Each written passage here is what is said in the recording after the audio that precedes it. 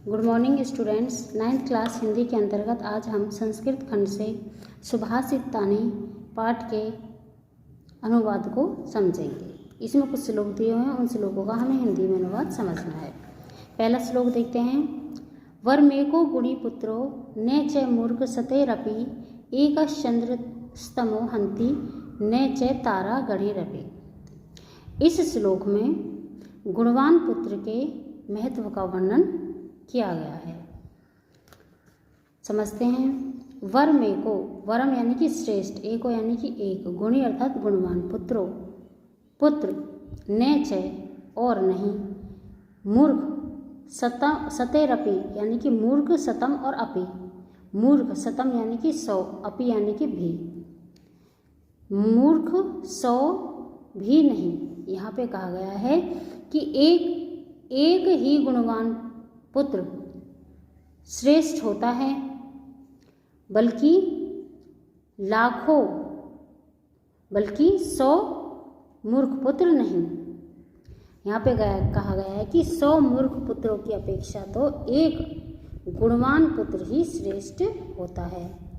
एकश चंद्र स्तमो हंति, एकश यानी कि एक ही चंद्र, चंद्रमा, तमो यानी कि अंधकार को, हंति नष्ट कर देता है, दूर कर देता है, ने च और नहीं, तारागणे रवि, तारागण यानी कि तारों का समूह, अपि भी, कि तारों का समूह भी अंधकार को दूर नहीं कर पाता है, जबकि एक अकेला चंद्रमा ही अंधकार को दूर कर देता है, नष्ट कर देता है। दोबारा से समझेंगे अनुवाद को कि गुणवान पुत्र एक ही श्रेष्ठ होता है, 100 मूर्ख पुत्र नहीं, अर्थात 100 मूर्ख पुत्रों की अपेक्षा तो एक गुणवान पुत्र ही श्रेष्ठ होता है। जैसे कि तारों का समूह अंधकार को नष्ट नहीं कर पाता है, जबकि एक अकेला चंद्रमा ही अंधकार को नष्ट कर देता है। दूसरा श्लोक समझेंगे। मनीषिणे सन्ति न ते हितेषिणे, हितेषिणे सन्ति न ते मनीषिणे, सुहच विद्वान् अपि दुर्लभो नृणाम यथोषधम स्वादुहुतम च दुर्लभम। मनीषिण, मनीषिण का अर्थ होता है कि विद्वान, संति होते हैं, न नहीं, ते हितेषिण, हितेषिण हित चाहने वाले, भलाई चाहने वाले, हितेषिण संति न ते मनीषिण, सुहच विद्वान अपि दुर्लभो नृणाम। सुहच, सुहच का मतलब होता है कि अच्छे मित्र, और विद्वान अच्छे मित्र या भलाई चाहने वाले, और विद्वान यानी कि ज्ञानी। दुर्लभो, दुर्लभ, निर्णाम, निर्णाम का अर्थ होता मनुष्य में, कि मनुष्य में जो दूसरों का भला चाहने वाले हैं और विद्वान, ये दोनों एक साथ मिलना दुर्लभ होता है। यानी कि ये आवश्यक नहीं है कि मनुष्यों में कि कोई व्यक्ति विद्वान भी हो और दूसरों की भलाई चाहने वाला भी हो। यथोषधम स्वादुहुतम च दुर्लभम, यथो जिस प्रकार, औषधम औषधियों में, दवाइयों में, स्वादु स्वादिष्ट भी, हितम और हितकारी भी, च दुर्लभम दुर्लभ होती है, कि जिस प्रकार से औषधियों में कोई स्वादिष्ट भी मिल जाए और हितकारी भी मिल जाए, यानी कि स्वास्थ्य के लिए भी लाभदायक हो, ऐसा मिलना दुर्लभ होता है। क्योंकि अधिकतर जो औषधियाँ होती हैं वो कैसी होती हैं कि वो हितकारी तो होती हैं हमारी, यानी कि लाभदायक तो होती हैं, लेकिन वो स्वादिष्ट नहीं होती हैं। औषधियाँ स्वादिष्ट नहीं लगती हैं अधिकतर। तो इसलिए कहा है कि मनुष्यों में कोई अगर भलाई चाहने वाला और विद्वान भी हो, ऐसा तो बहुत ही कम होता है। यह उसी प्रकार कठिन है जिस प्रकार से औषधि स्वादिष्ट और लाभदायक दोनों हो, यह मिलना कठिन होता है। दोबारा से अनुवाद को देखेंगे कि कोई व्यक्ति जो विद्वान है वह भलाई चाहने वाला नहीं है, कोई भलाई चाहने वाला है तो वह विद्वान नहीं होगा।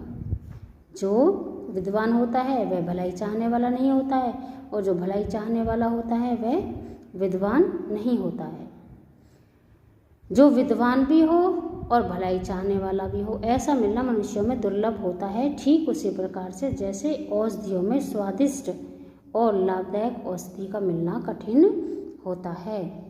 इस श्लोक में बताया गया है कि एक व्यक्ति कोई विद्वान भी हो और भलाई चाहने वाला भी हो, हितैषी भी हो, ऐसा बहुत दुर्लभ ही होता है, ऐसा मिलना बहुत कठिन ही होता है। अगला देखेंगे, चक्षुषा मनसा वाचा कर्मणा च चतुर्विधम प्रसादयति यो लोकम तम लोको नु प्रसिद्धति।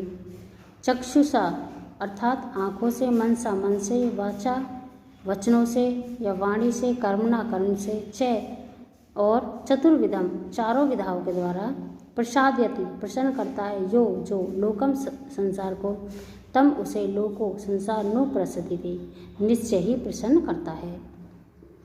अब यहाँ पर इस श्लोक में यह बताया गया है कि व्यक्ति की प्रसन्नता का कारण क्या है, अर्थात इस संसार में मनुष्य की प्रसन्नता का कारण बताया गया है। अब यहाँ पे कहा गया है कि जो व्यक्ति आँखों से, मन से, वचन से और कर्मों से, इन चारों विधाओं से संसार को प्रसन्न करता है, संसार भी निश्चय ही उसे प्रसन्न करता है। अगला श्लोक देखेंगे, अक्रोधेन जयेत क्रोधम साधुम साधुना जयेत जयेत कदर्यम दानेन जयेत सत्येन च नृतम।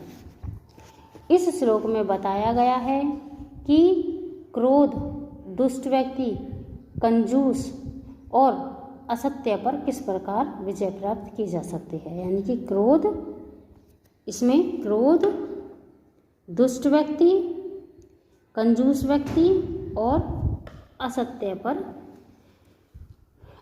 पर विजय प्राप्त करने का मार्ग बताया गया है।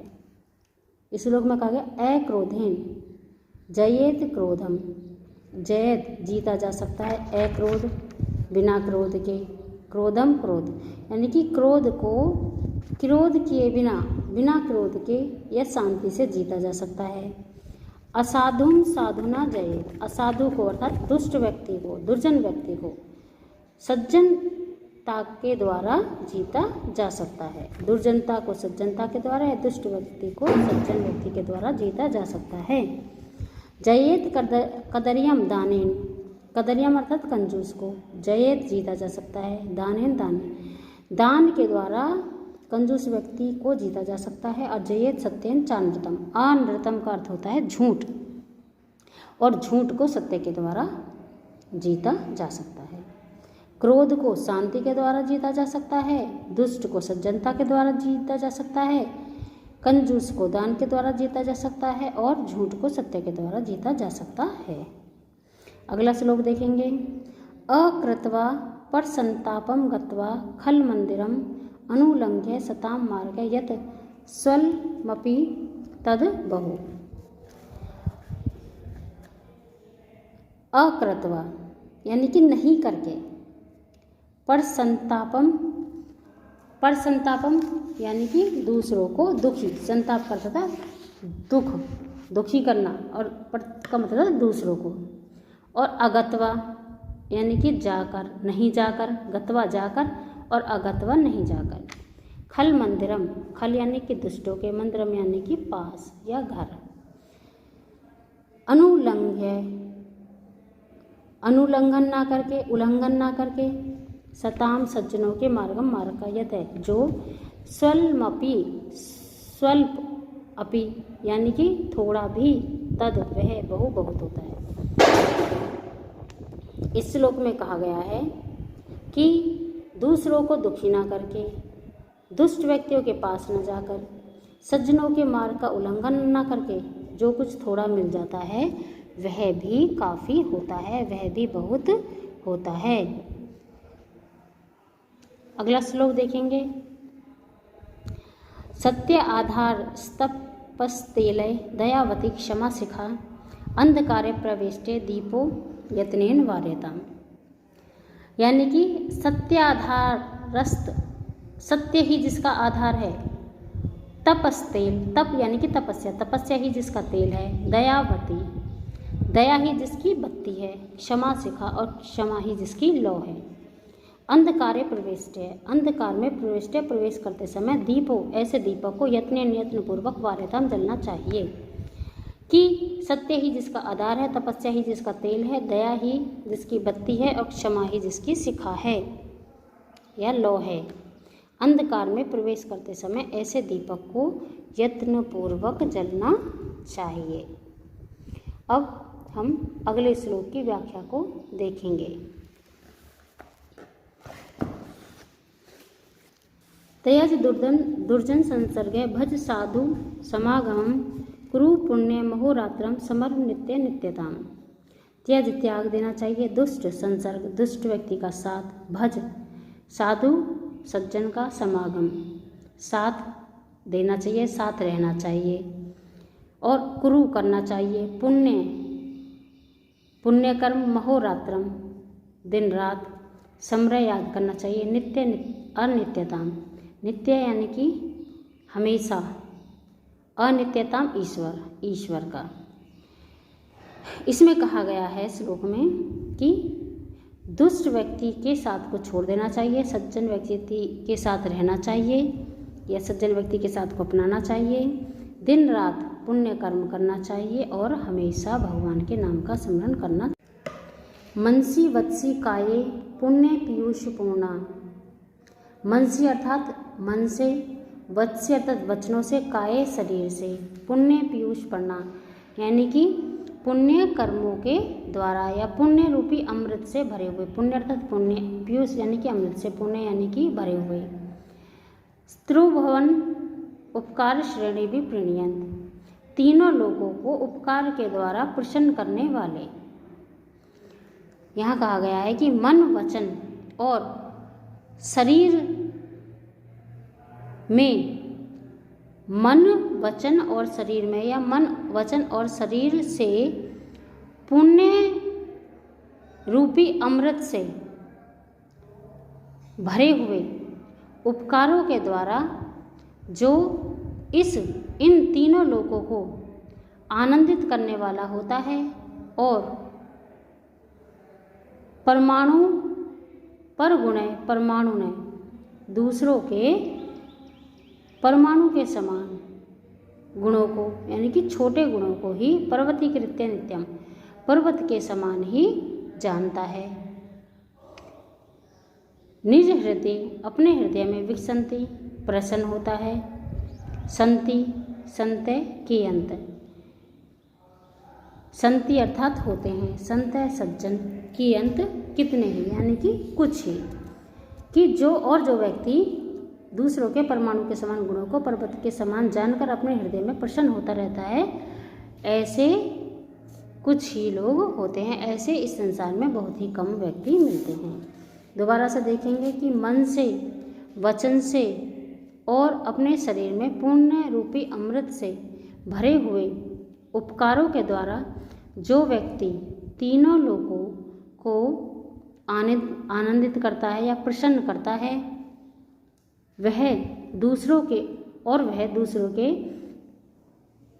परमाणु के समान तुच्छ गुणों को या छोटे गुणों को भी पर्वत के समान बड़ा समझकर नित्य ही अपने मन में प्रसन्नता का अनुभव करता है या प्रसन्न होता है या खुश होता है, ऐसे व्यक्ति इस संसार में बहुत ही कम मिलते हैं।